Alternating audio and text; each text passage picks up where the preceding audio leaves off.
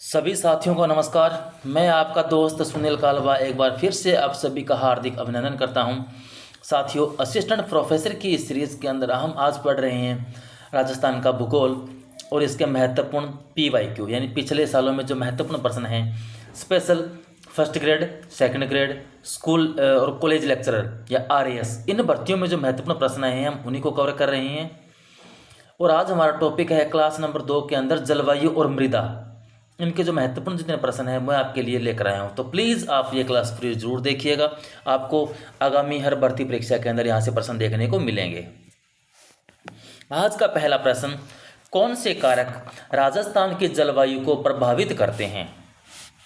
कौन से जो कारक हैं वो राजस्थान की जलवायु को प्रभावित करते हैं? तो आपके सामने ऑप्शन है अक्षांशीय अवस्थिति, देशांतरीय अवस्थिति, अरब सागर से दूरी, उच्चावत विशेषताएं। तो 1 और 4, 1 2 3, 1 3 4, 2 3 4। तो आपको सही उत्तर चूज करना है। तो सही उत्तर होगा आपका ऑप्शन नंबर 3, 1 3 व 4। 1 3 व 4 यानी ये वाला अक्षांशीय अवस्थिति, इसके बाद अरब सागर से दूरी और उच्चावच विशेषताएं, ये सभी के सभी राजस्थान की जलवायु को क्या करते हैं? प्रभावित करते हैं। भारत में उपलब्ध निम्न परिस्थितियों में से राजस्थान में सर्वाधिक रूप से उपलब्ध है। तो राजस्थान में सर्वाधिक रूप से कौन सी उपलब्ध है? तो वर्षा में बहुत अधिक विषमता जो है आपके राजस्थान में उपलब्ध है। बाकी वायु तापमान में अतिशय निम्न सापेक्षिक आर्द्रता, सूर्य धूप की दीर्घावधि ये नहीं मिलती।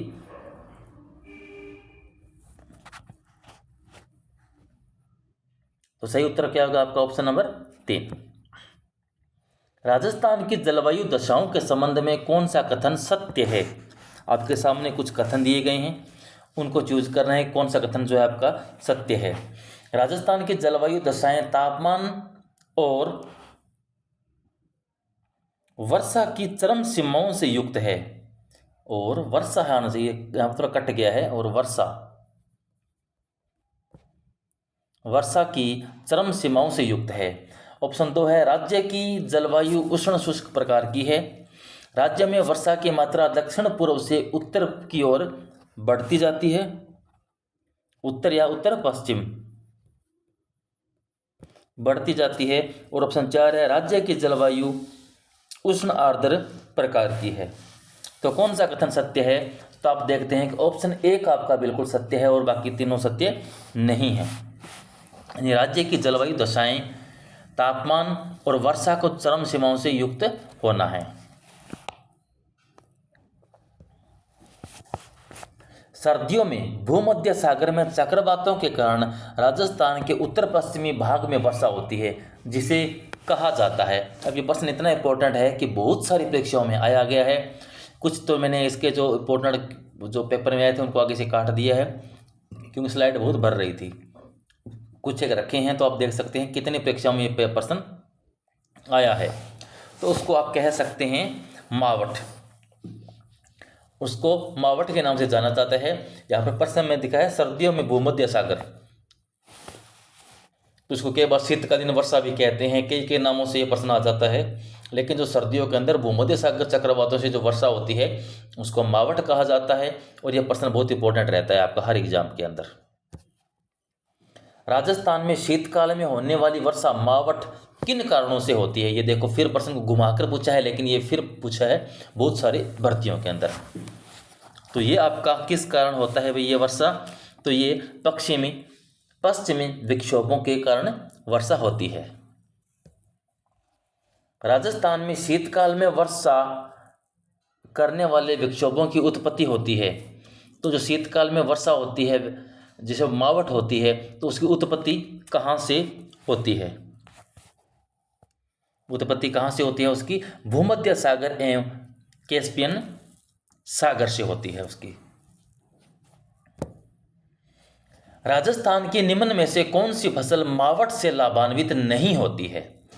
मावठ से लाभान्वित नहीं होती है। और मावठ आपकी किस ऋतु में होती है? सर्दी के अंदर यानी जनवरी के अंदर होती है। तो जनवरी में गेहूँ होती है, उस समय चना भी फसल होती है, सरसों होती है, लेकिन कपास का सीजन नहीं होता है।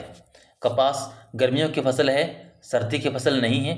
तो इस प्रकार आपका सही उत्तर क्या हो जाएगा? ऑप्शन 4 आपका सही उत्तर हो जाएगा।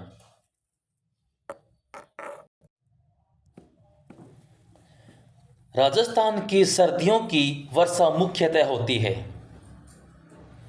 तो जो सर्दियाँ राजस्थान की सर्दियाँ हैं, वहाँ जो वर्षा होती है वह कौन सी हवाओं से आपकी होती है?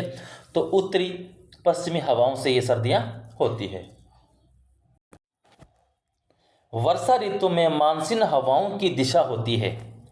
तो वर्षा ऋतु के अंदर जब मानसूनी हवाएं चलती है, उनकी कौन सी दिशा होती है? तो दक्षिण पश्चिम से उत्तर पूर्व की ओर हवाएं चलती है। दक्षिण पश्चिम, जैसे इस प्रकार आपका जो राजस्थान है, तो इसके अंदर आप देखें तो ये आपका उत्तर, दक्षिण, पूर्व और पश्चिम, तो आपकी हवाएं चलती है इधर से दक्षिण पश्चिम से उत्तर पूर्व की ओर। इस प्रकार ये हवाएं चलती है।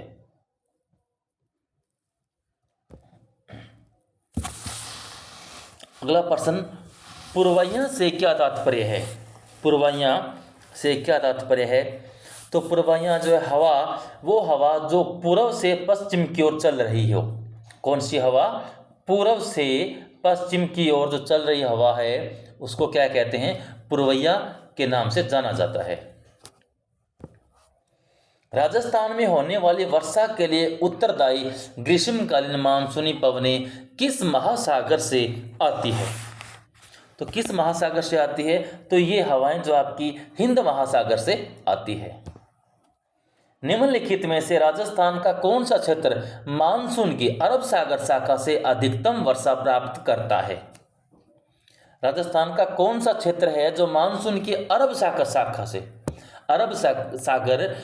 से अधिकतम वर्षा प्राप्त करता है?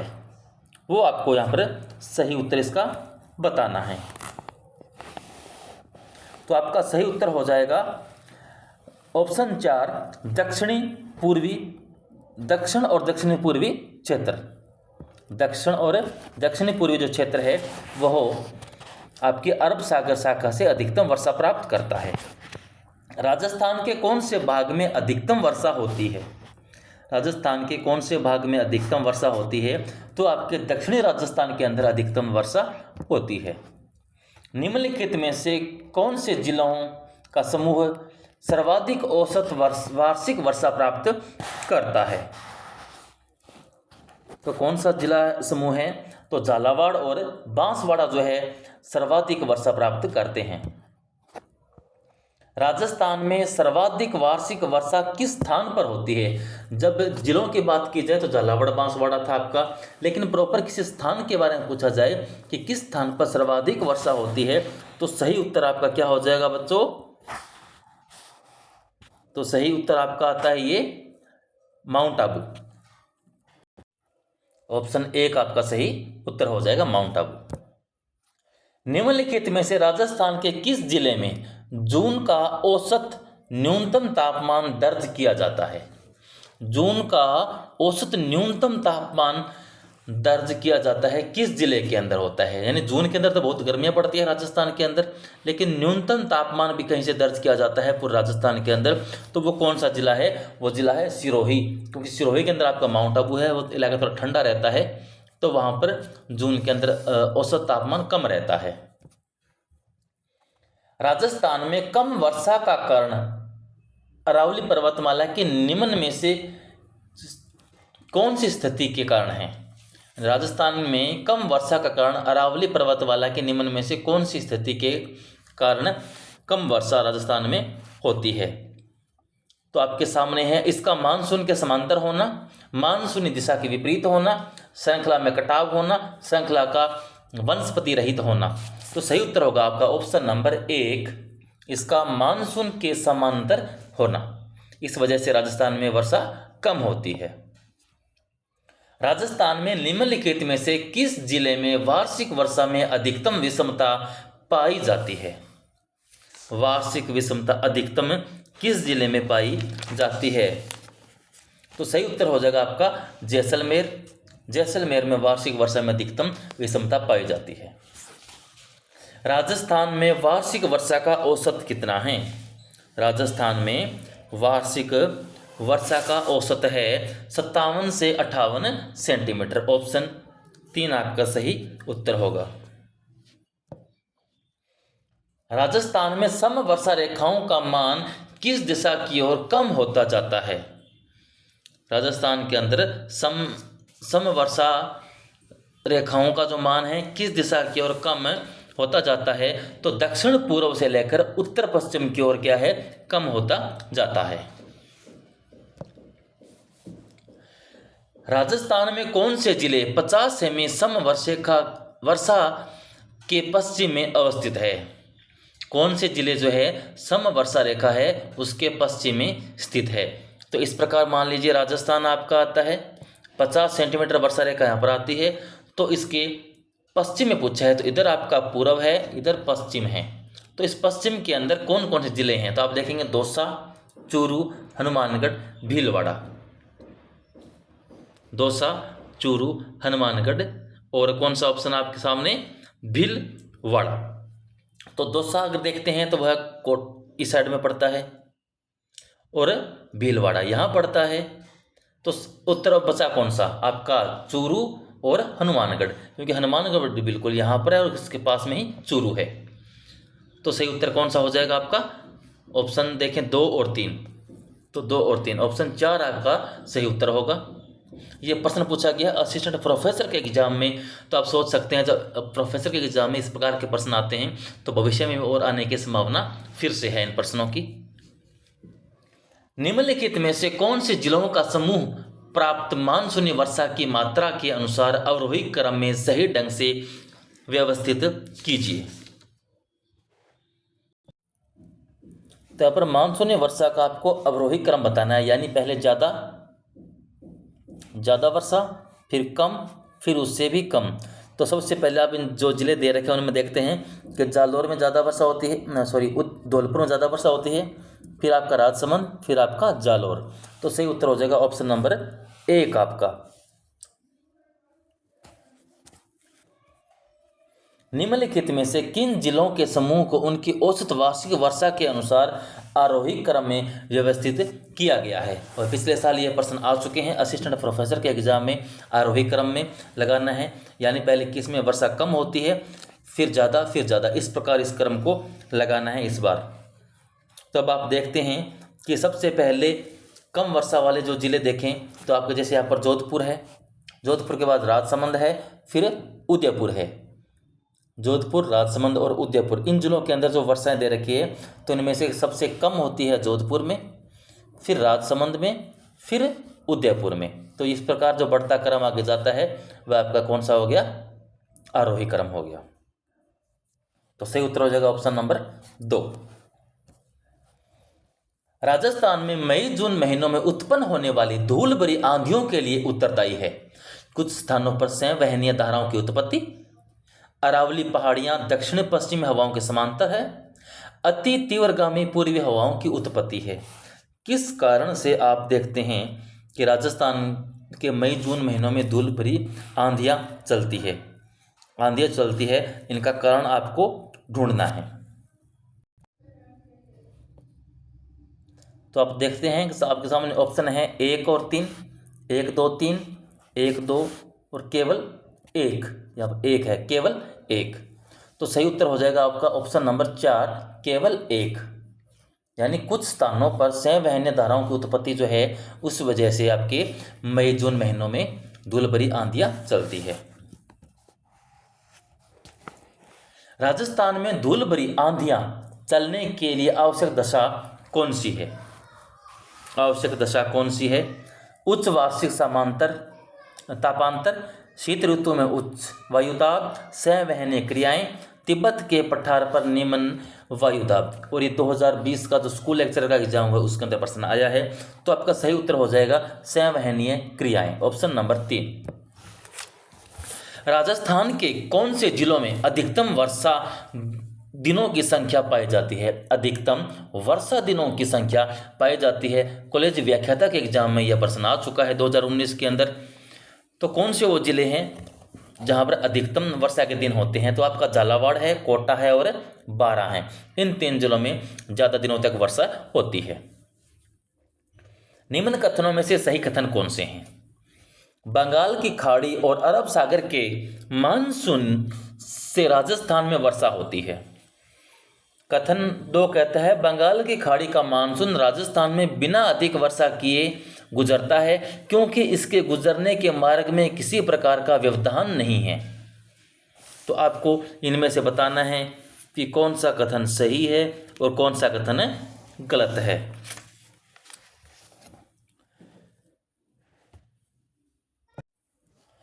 तो इसके अंदर आप देखते हैं कि आपका ऑप्शन नंबर 4 बिल्कुल सही है कि बंगाल की खाड़ी और अरब सागर से मानसून वर्षा राजस्थान में होती है, किंतु आर कहता है कि बंगाल की खाड़ी का मानसून राजस्थान में बिना अधिक वर्षा किए गुजरता है, इसके गुजरने के मार्ग में किसी प्रकार का व्यवधान नहीं आता। ये बात इसकी गलत है क्योंकि बंगाल की खाड़ी का मानसून जब राजस्थान तक पहुंचता है तब तक उसके अंदर वैसे ही वर्षा की मात्रा, पानी की मात्रा बादलों में, हवाओं में कम हो जाती है।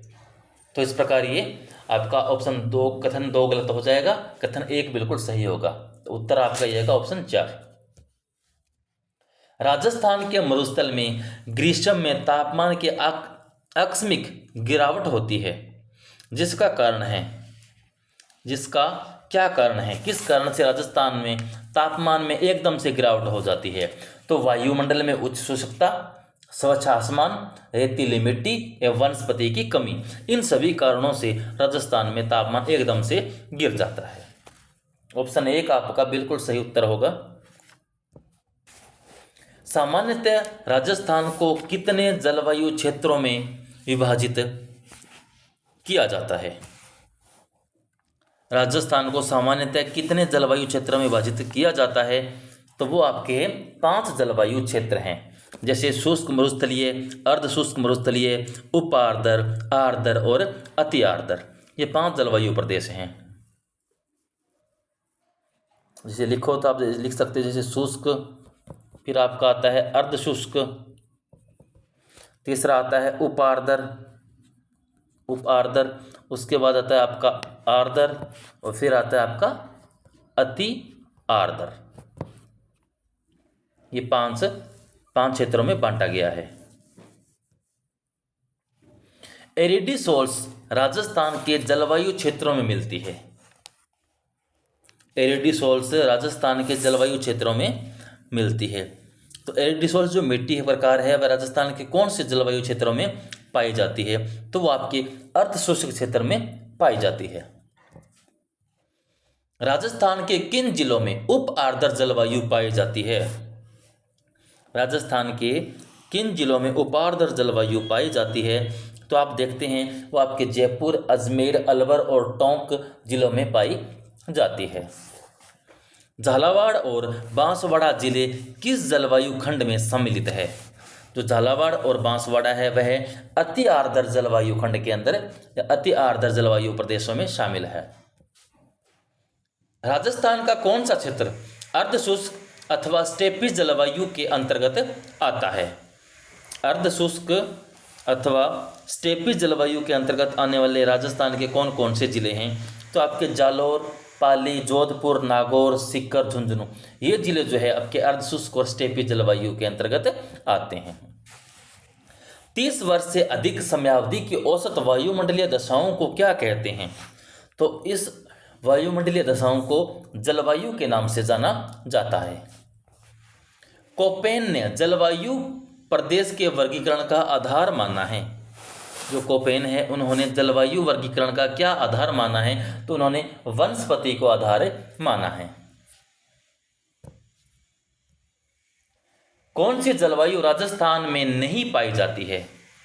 कौन सी जलवायु जो है राजस्थान के अंदर नहीं पाई जाती है? BWHW राजस्थान के अंदर है, BSKW नहीं है, CWG है और AWG है। AWG है। कोपेन के अनुसार किन जिलों में BS HW प्रकार की जलवायु पाई जाती है। तो ये आपकी जलवायु बाड़मेर, जोधपुर, नागौर और सीकर में पाई जाती है। कोपेन के अनुसार राजस्थान में कौन सा जलवायु प्रकार उष्णकटिबंधीय शुष्क जलवायु को दर्शाता है? उष्णकटिबंधीय शुष्क यानी मरुस्थलीय जलवायु को दर्शाता है, तो वो आपका है BWHW। थार्नवेट के वर्गीकरण के अनुसार निम्न में कौन सी उष्णकटिबंधीय जलवायु मरुस्थलीय जलवायु को दर्शाता है? थार्नवेट के अनुसार पूछा गया इस बार आपसे, तो सही उत्तर हो जाएगा आपका EAD। अब प्रश्न आते हैं हमारे मिट्टियों से संबंधित। महत्वपूर्ण प्रश्न मिट्टियों के हैं। नई प्रणाली के तहत राजस्थान की अधिकांश मिट्टियां किस क्रम से संबंधित है? मिट्टियों को वर्तमान में 5 भागों में बांटा गया है, तो 5 क्रम से यहाँ पर संबंधित है। ऑप्शन 1 आपका सही उत्तर होगा। वर्टिसोल मृदा राजस्थान मुख्य रूप से पाई जाती है। जो वर्टिसोल मृदा है मुख्य रूप से किन जिलों में पाई जाती है? तो आपके झालावाड़, कोटा, बूंदी, 12 जिले जो हैं उधर वर्टिसोल मृदा पाई जाती है। राजस्थान के निम्न में से किन जिलों में इनसेप्टिसोल्स मृदा पाई जाती है? तो इनसेप्टिसोल्स मृदा किन जिलों में पाई जाती है? पाली, भीलवाड़ा, सिरोही जो जिले हैं इन क्षेत्रों में आपकी इनसेप्टिसोल मृदा पाई जाती है। हाड़ौती प्रदेश की मृदा का प्रकार है। जो हाड़ौती प्रदेश है वहाँ पर किस प्रकार की मृदा पाई जाती है? तो हाड़ौती प्रदेश के अंदर वर्टिसोल मृदा पाई जाती है। ये पिछले साल भी प्रोफेसर के एग्जाम में प्रश्न पूछा गया है और बहुत सारे पेपर में प्रश्न पूछा जाता है। वर्टिसोल काफ़ी इंपॉर्टेंट प्रश्न में आता है। राजस्थान के किस प्रदेश में एंटीसोल समूह की मृदा पाई जाती है? एंटीसोल समूह की मृदा आपके पश्चिमी राजस्थान में पाई जाती है। मृदा में नवीन वर्गीकरण में राजस्थान में अल्फीसोल्स मृदा पाई जाती है। तो अल्फीसोल्स मृदा जो आपकी जयपुर, अलवर, दौसा और कोटा में पाई जाती है। राजस्थान के सर्वाधिक क्षेत्र पर निम्न में से कौन सी मृदा पाई जाती है? एरेंडिसोल्स एवं इनसेप्टिसोल्स ये मृदा राजस्थान के अधिकतम क्षेत्रों पर पाई जाती है, क्योंकि ये मरुस्थलीय मृदा है। जो मरुस्थल का इलाका है उस क्षेत्र में पाई जाने वाली मिट्टी है और मरुस्थल का एरिया राजस्थान में सर्वाधिक है, तो ये मिट्टियां ज़्यादा पाई जाती है। हाड़ौती पठार की मिट्टी है। जो हाड़ौती का पठार है वहाँ की मिट्टी किस प्रकार की है? तो मध्यम काली मिट्टी मानी जाती है। कौन सी मृदा राजस्थान में कपास फसलों के उत्पादन हेतु सर्वाधिक उपयुक्त है? तो कपास फसलों के लिए सर्वाधिक उपयुक्त मृदा आपकी किस प्रकार की मृदा को माना जाता है? मध्यम काली मृदा को माना जाता है।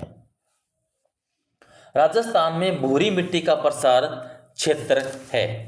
तो भूरी मिट्टी का प्रसार क्षेत्र आपका कौन सा इलाका कहलाता है? जो बनास नदी का प्रवाह क्षेत्र है वहां की मिट्टी भूरी मिट्टी है।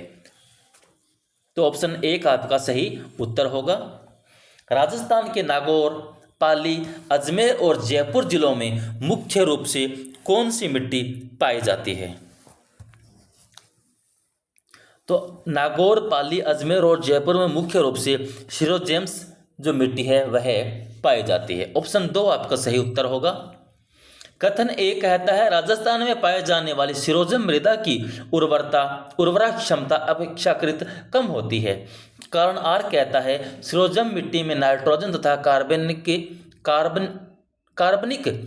पदार्थों की कमी होती है। आपके सामने कोट दिए गए हैं। ए सही है परंतु आर गलत है। ए और आर दोनों सही है परंतु ए आर की सही व्याख्या नहीं करता।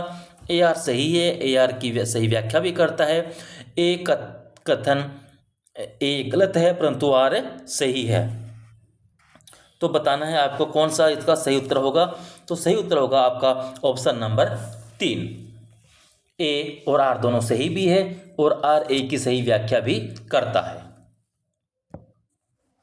राजस्थान में निम्न में से कौन सी मृदा का सर्वाधिक उपजाऊ प्रकार माना जाता है? सर्वाधिक उपजाऊ प्रकार राजस्थान में कौन सी मृदा का माना जाता है? तो आपकी है जलोढ़ मृदा। ऑप्शन 4 आपका सही उत्तर होगा। राजस्थान में जलोढ़ मृदा के बारे में कौन सा कथन सत्य नहीं है? जलोढ़ मृदा के बारे में कौन सा कथन आपका सत्य नहीं है? तो यह मृदा राजस्थान के उत्तरी एवं पूर्वी जिलों में पाई जाती है। इसका रंग हल्का भूरा है। इसका गठन बलुई दोमट है। यह एक उपजाऊ मृदा है। इस मृदा में नाइट्रोजन की पर्याप्त मात्रा होती है। तो इसके अंदर देखेंगे तो ऑप्शन 4 आपका इसका सही नहीं है। ऑप्शन 4 सही नहीं है क्योंकि इस मृदा में नाइट्रोजन की पर्याप्त मात्रा नहीं होती। नाइट्रोजन के अंश कम मिलते हैं, यहाँ पर मात्रा पर्याप्त नहीं होती, कम मात्रा होती है। तो और बाकी तीनों क्या है आपके जलोढ़ मृदा के सही कथन हैं। राजस्थान में जलोढ़ मृदा के बारे में कौन सा कथन सत्य नहीं है? ये प्रश्न आपका रिपीट हो गया। राजस्थान के किन जिलों में लाल लोम मृदा पाई जाती है? लाल लोम या लाल लोमी मृदा पाई जाती है। राजस्थान के किन जिलों में यह मृदा पाई जाती है? तो ये आपकी डूंगरपुर व बांसवाड़ा जिलों में यह मृदा पाई जाती है। कॉलेज व्याख्याता 2016 के पेपर में आया है। इसके अलावा और 3-4 भर्तियों में पेपर प्रश्न आ चुका है। तो लाल लोमी मृदा इंपॉर्टेंट है। तो डूंगरपुर बांसवाड़ा के क्षेत्र जो है वहाँ में ये मृदा पाई जाती है। जैसे डूंगरपुर बांसवाड़ा, उदयपुर, सनोबर, चित्तौड़गढ़ जो कि कुछ भाग है वहाँ पर ये मृदा आपको देखने को मिलती है। कई बार इसका लाल लोमी मृदा है नाम, कई बार लाल दोमट मिट्टी के नाम से भी इसको कह देते हैं। हिंदी के नाम आता है तो लाल दोमट मिट्टी आ जाता है। इंग्लिश में रेड लोमी सॉइल के नाम से जानते हैं। तो सही उत्तर आपका हो जाएगा वो ऑप्शन नंबर 3 बांसवाड़ा और डूंगरपुर। राजस्थान के किस भूभाग में लाल दोमट मिट्टी की बहुतायत है? देखो दोमट मिट्टी को ही लाल लोमी मृदा के नाम से जाना जाता है। तो आपको देखना है पूर्वी मैदान, दक्षिणी राजस्थान, पश्चिमी राजस्थान या हड़ौती का पठार। तो कौन सी क्षेत्र में लाल लोमी मिट्टी पाई जाती है?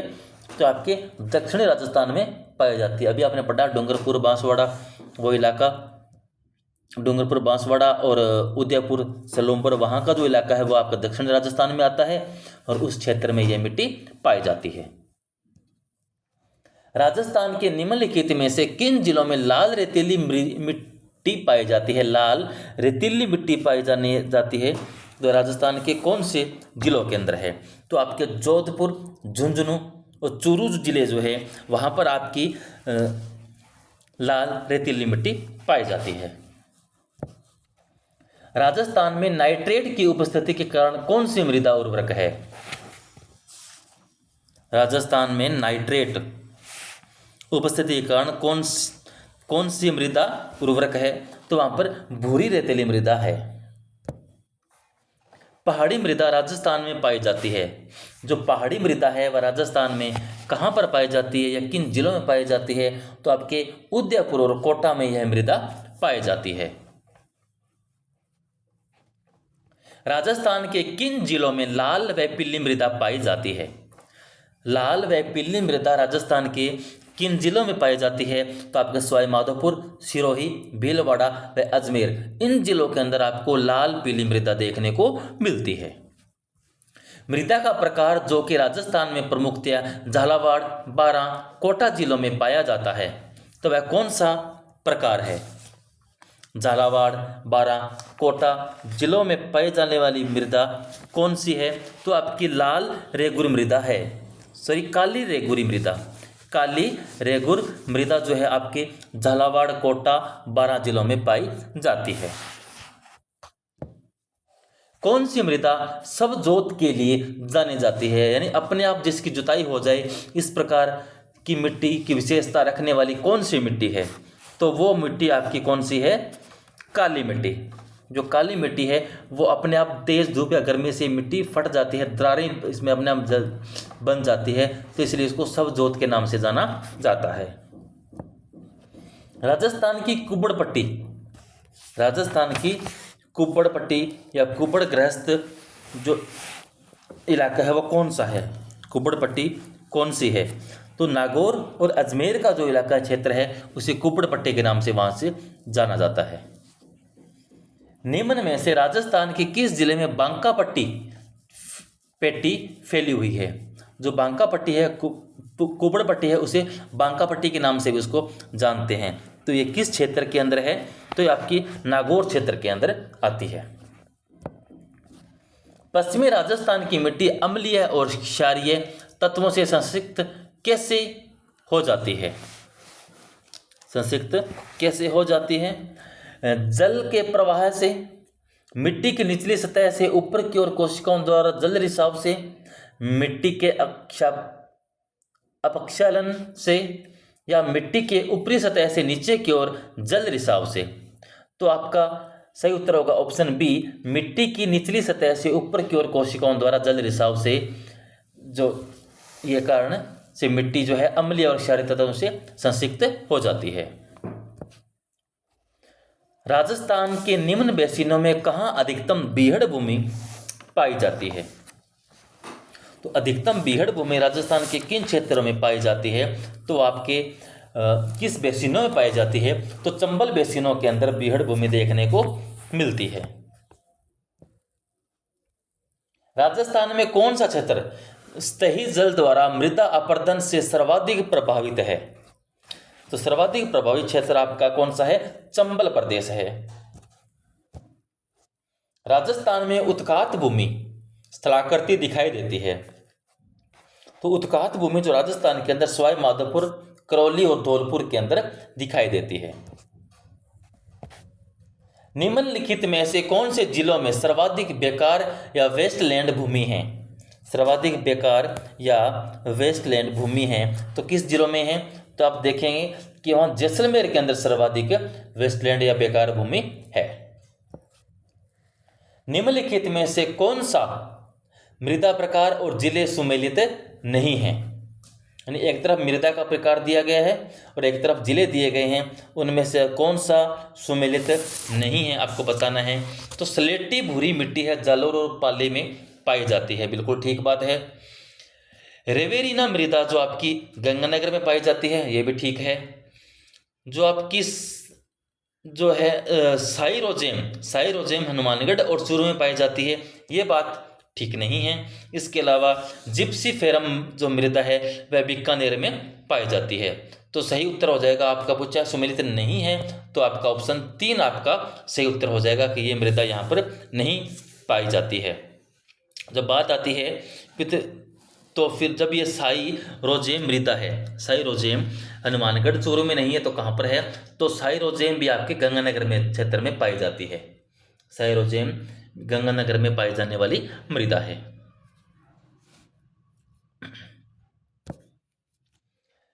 जिप्सीफेरम मृदा पाई जाती है, तो जिप्सीफेरम मृदा किस जिले में पाई जाती है? तो आपके बीकानेर में पाई जाने वाली मृदा है जिप्सीफेरम। तो साथियों आज के लिए बस इतना ही। नेक्स्ट क्लास के अंदर हम अपवाह तंत्र, बांध, झील जैसे महत्वपूर्ण टॉपिक है मैं लेकर आऊँगा। अगर आपको मेरी वीडियोस, मेरी क्लासेस पसंद आ रही है तो प्लीज़ मेरे चैनल को सब्सक्राइब करें, अपने दोस्तों को शेयर करें, पढ़ते रहें, मस्त रहें। धन्यवाद।